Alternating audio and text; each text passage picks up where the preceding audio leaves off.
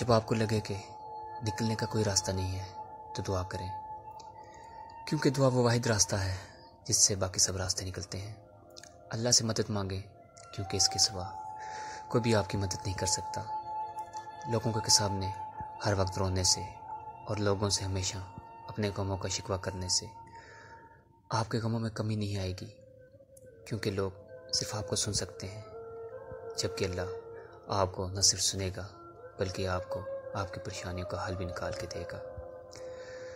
अभी भी भले आपको लग रहा हो कि कुछ नहीं बदलेगा, और यही अल्लाह की रहमत की सबसे हैरानकुन बात है कि आखिर में अल्लाह सब बदल देता है और आपको इस दलदल से निकाल देता है जो आपको अपने अंदर दसाई जा रही होती है।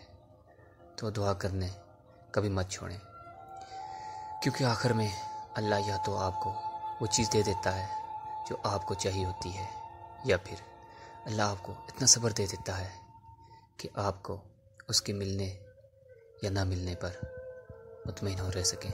यकीन रखें, आखिर में सब ठीक हो जाता है। कभी कभी इंसान का दिल किसी चीज़ के लिए बहुत तड़पता है, इतना कि उसके लिए सब्र करना भी बहुत मुश्किल हो जाता है। इंसान हर रोज़ उस चीज़ को हासिल करने के लिए हर उस लम्हे दुआ करने की कोशिश करता है जो लम्हा दुआ के लिए अफजल है, और उसकी आंखें अपनी मांगी की दुआ की कबूल होने के इंतज़ार में हर रोज़ इधर उधर तकती रहती हैं, और ये तो भूल ही जाती हैं कि अल्लाह ने हर चीज़ को अता करने का एक मखसूस और बेहतरीन वक्त मुकर्रर कर रखा है। हमें याद रखना चाहिए कि अगर हमें किसी चीज़ को हासिल करने की इतनी ही चाहत है तो उस चाहत करने वाले दिल का मालिक कौन है। ये चाहत भी तो उसी रब ने दिल में डाली है ताकि तुम इसके लिए दुआ कर सको, और वो तुम्हें तुम्हारी ख्वाहिश को बेहतरीन करके अता कर सके। और वो तो ख्वाहिश ही दिल में तब ही डालता है जब तुम्हारे नसीब में लिख देता है।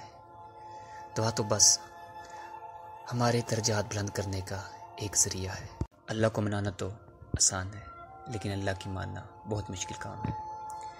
इसलिए अल्लाह कभी कभार हमें ज़िंदगी के उस मोड़ पर ला खड़ा करता है जहाँ हमारे पास कोई भी ऑप्शन नहीं बचता, फिर हमें अल्लाह की माननी ही पड़ती है। और यही हमारे ईमान का इम्तिहान होता है कि जिस चीज़ को हम अल्लाह से दावा करते हैं, क्या वाकई ही हम उस पर पूरा भी उतर सकते हैं। अपनी रज़ा के लिए तो सभी यकीन रखते हैं अल्लाह पर, लेकिन अल्लाह की रज़ा के लिए सब्र सिर्फ ईमान वाले करते हैं, पुख्ता ईमान वाले।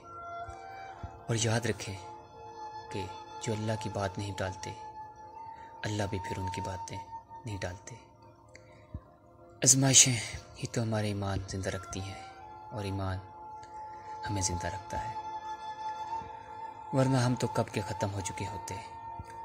हर मरूमी आपको इम्तिहान है, और इम्तिहान में पास वही होता है जो उस्ताद को राज़ी करने में कामयाब हो जाता है। तो आप भी राज़ी कर लें अपने निगरान को, अपने अल्लाह को।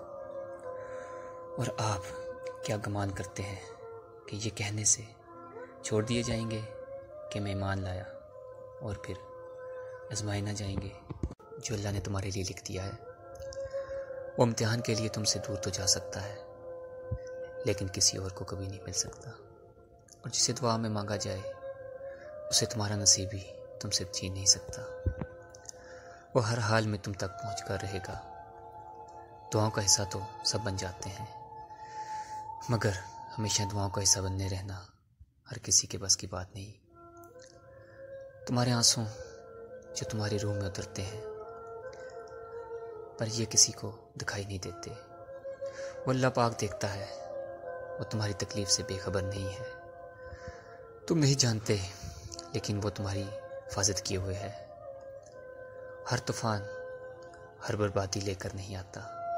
जैसे हज़रत नूह अलैहिस्सलाम के लिए तूफ़ान हार नहीं बल्कि जीत लाया था, वैसे ही तुम्हारी आजमाइश तुम्हारी जीत बन जाएगी। आगाज़ में चोट है तो अख्ताम में शिफा बन जाएगी।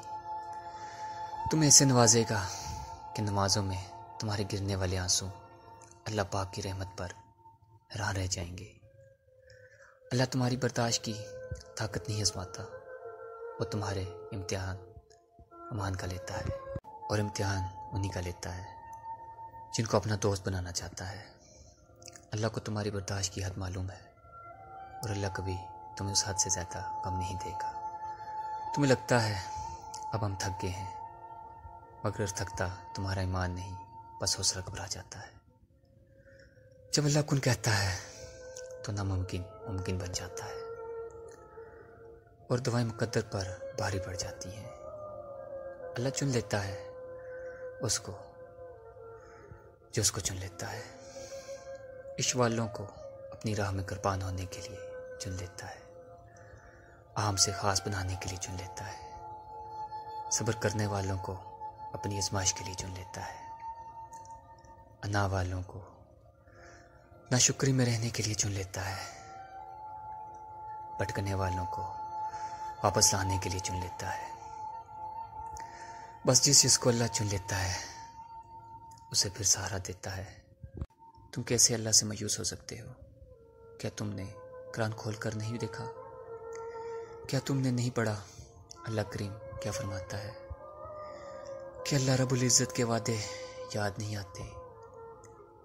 क्या रब्बुल आलमीन के दिलासे भूल गए हो? अल्लाह तो फरमाता है मैं हर लम्हे अपने बंदे के साथ हूँ, उनके लिए बेहतरीन से बेहतरीन चुनता हूँ। क्या तुम्हें अपने अल्लाह के चुनाव पर यकीन नहीं? क्या तुम्हें इसकी कुदरत पर यकीन नहीं? क्या तुम्हें इसकी तदबीरों पर भरोसा नहीं? क्या दिन रात में ढलने वाले मौजे तुम्हें नज़र नहीं आते? देखो अल्लाह ने बार बार फरमाया मेरे बंदे मेरी रहमत से कभी मायूस मत होना। देखो वो मुश्किल कशा है, वो हाजित रवा है, वो कादिर है, वो कुन फयकून का अजीम रब्बुल जलाल है। फिर तुम्हें कौन सी बात परेशान कर रही है? अल्लाह पर तवक्कुल करो तो सही करो। तवक्कुल करने वालों के लिए ही तो मौजे होते हैं, फिर तकदीरें बदलने में लम्हे लगते हैं। बस तुम मायूस मत होना, तवक्कुल की राह पर साबित कदमी से चलते रहना। थामने वाली ज़ात तुम्हें कभी किसी भी हालत में गिरने नहीं देगी। इंशाअल्लाह जब जब तुम्हें कोई ख्वाहिश नामुमकिन सी लगने लगे और नाउम्मीद होने लगो, सब्र करना मुश्किल हो जाए, तो याद रखना जो तुम्हारे लिए नामुमकिन है वो उसके लिए मुमकिन है। नाउम्मीद ना होना, यही तो सब्र करना है, यही तो उसके कुन पर कामिल यकीन रखना है, यही तो आज़माइश है तुम्हारे सब्र की। अगर उसने ये ख्वाहिश पूरी ना करनी होती तो दिल से इस ख्याल को भी निकाल देता, मगर इस ख्वाहिश का बार बार याद आना इसलिए तो है कि तुम मांगते रहो उससे, और वो एक रोज़ इस नामुमकिन को मुमकिन में बदल देगा, तुम्हारा अधूरा ख्वाब मुकम्मल कर देगा। एक रोज़ तुम्हारी आंखें दुआओं की कबूलियत देखेंगी, यकीन रखो उस पर।